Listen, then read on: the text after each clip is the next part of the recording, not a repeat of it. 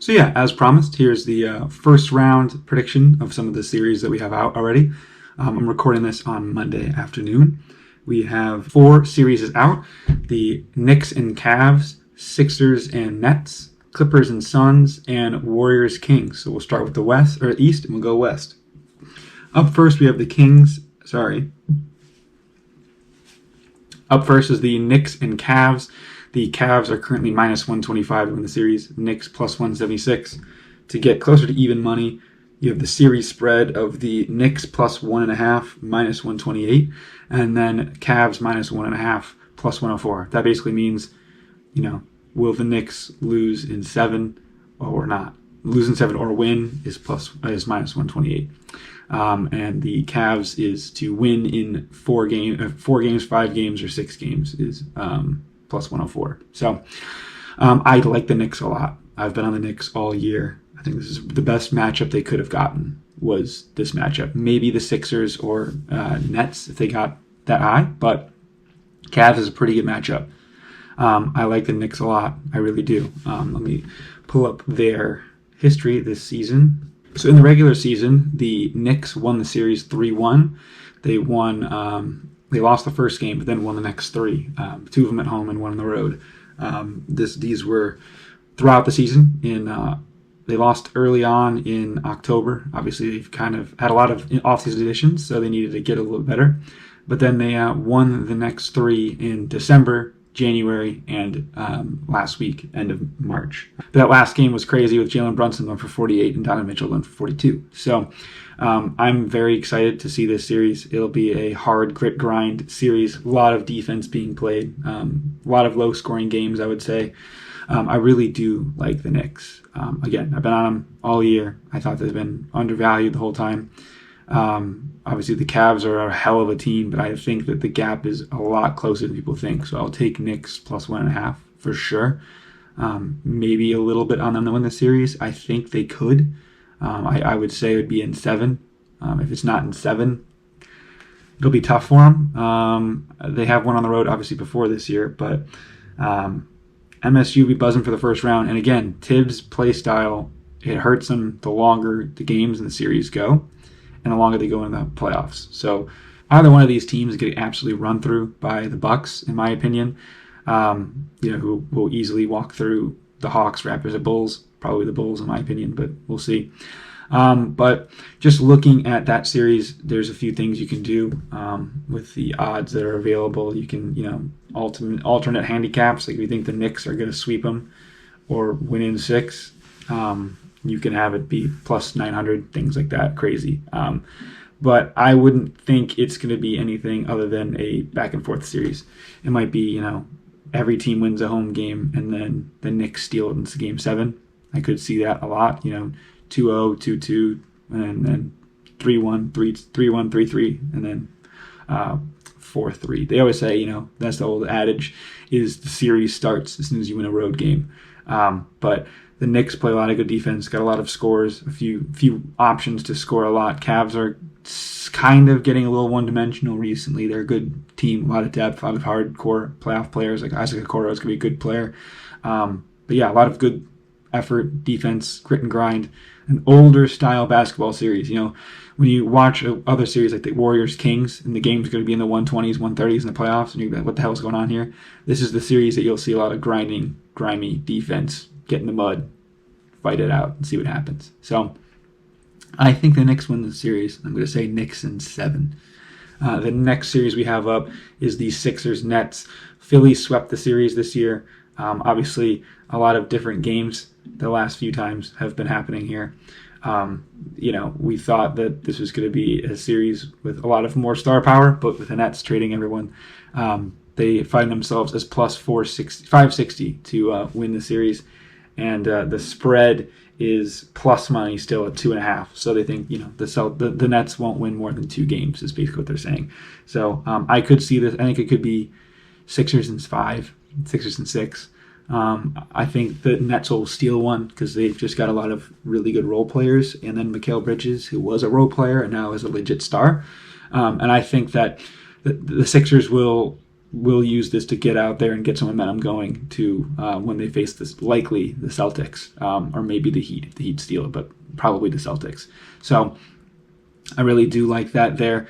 I will take the Celtics and Bucks to face each other, and I think the Bucks will end up beating the Celtics. I'll break that down much more going forward, but I like the Bucks a ton. I know that the Celtics beat them a lot in the regular season, but I think the Bucks game translates to the playoffs a bit more. They play a lot more defense. They get a lot more physical, and I think that'll help them become maybe a second-time champion, depending on who we have coming out of the West. But speaking of the West, the next series up is the Clippers and Suns. This will be the series that everyone's going to watch. I have the series here. It's 2-2 is the season series, with the Clippers winning actually the last two. So no Kevin Durant was no issue for them. They've obviously gotten a lot healthier recently, so this series could be very interesting. But they have a very heavy favorite Suns here in this series. Suns minus 540, and the Clippers plus 330. The spread is 1.5 plus 160 for the Clippers. So they think, again, it's going to be Suns in 6 games, or Suns in 5, also as well. I think that this is not going to happen. This game's got seven game series written all over it for me. I really think that it's going to go 7.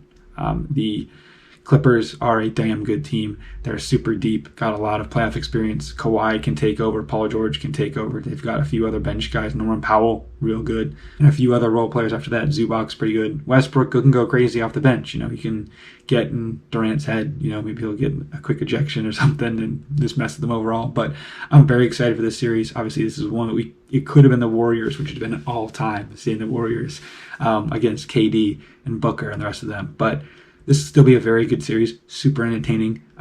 Cannot wait to watch it. Obviously, they're all must-watch games, but this one in particular, I think, is going to be extra special. And then the final series, we have the first time a lower seed is projected to beat the higher seed. The Warriors are minus 260 against the Sacramento Kings, the darling of this season, plus 215. And in the season series this year, the Warriors won 3-1. They played really well against the Kings, but the Kings are hard out. They have the most efficient offense we've seen almost ever, I believe. And the current spread here is Kings plus 1.5, plus 130. I don't have the guts to pick the Kings, but I think they're going to be in this, and they could take a lead early in this series. Obviously, the Warriors are the better team. They're deeper, way more playoff experience, so they're going to win this game, but I think it goes 7 as well. So I have Warriors winning in 7. De'Aaron Fox is the best fourth quarter player we've ever seen statistically. He has the highest clutch points ever recorded. Granted, that stat hasn't been around very long, but it is the highest we've ever seen. I do think that it's going to be a close game, all of them basically. But with the efficiency of these teams, the Warriors have to shoot the lights out to hang with the Kings, which is crazy to say. Will that happen? I think so. Gary Payton coming back adds a good edge to this Warriors team, give him some defensive help. Wiggins is expected to return. I believe he has, but we'll see what playing shape he's in, dealing with his personal family issues.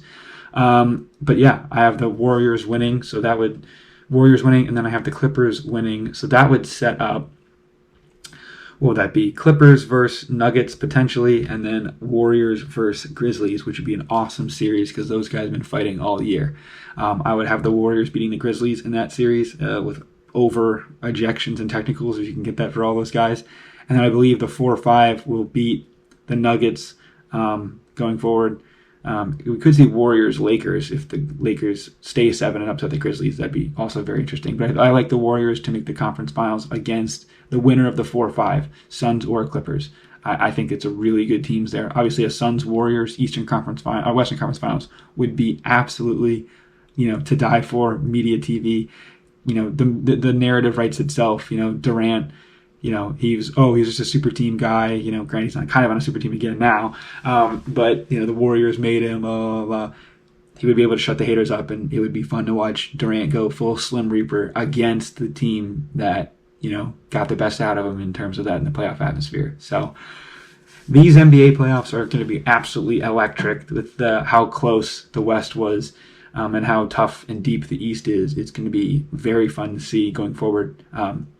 I would be shocked if the champion is not one of the Bucks, Celtics, And then Suns, Clippers, Warriors, maybe even Lakers, but Suns, Clippers, Warriors versus one of the Bucks, Celtics thing. That would be my guess. Obviously, it's really chalky, but if we look at the odds just overall for the conference winners, the Suns are favorites at 2-1 to win the conference. Warriors 3.5 to 1.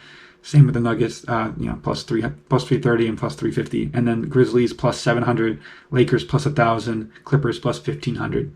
And then I like the Clippers a little sprinkle there. If you think they're going to beat the Suns, might as well take them and win a few rounds. In the East, we have Bucks plus 110, Celtics plus 165, then big drop off plus 500, 5-1 for the Sixers. And then Cavs at 1,500, Knicks plus 4,200, and then the Heat actually got better odds, plus 5,500 than the Nets, who are plus 18,000. So lots of crazy odds there in the East. If you think it's not the Bucks or the Celtics, you've got some pretty juicy options there. I would say it's going to be less likely the Celtics than the Bucks, and the Bucks agree with me, but I think the Bucks would be a slight favorite over the Celtics, especially with the home court advantage, fear of the Deer District, all that. So, and for the overall finals, the winner there, Bucks are plus 240, Celtics plus 370, Suns plus 460, Warriors plus 750, Sixers plus 900, and Nuggets plus 1,100 are your top 6 teams. The exact results, you can get a lot of value on those if you think it's going to be the Bucks beating someone, and then matchup of the finals. You can just predict who's the matchup. So that's all I have for this video. The second half will be up.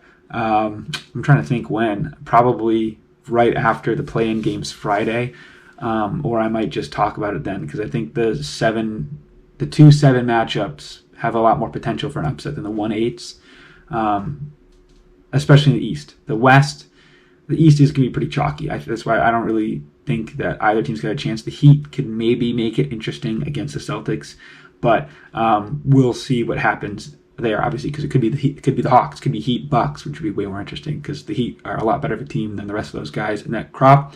And then same with the West. The Nuggets, aren't the best 1 seed we've ever seen, and they could get upset, I think.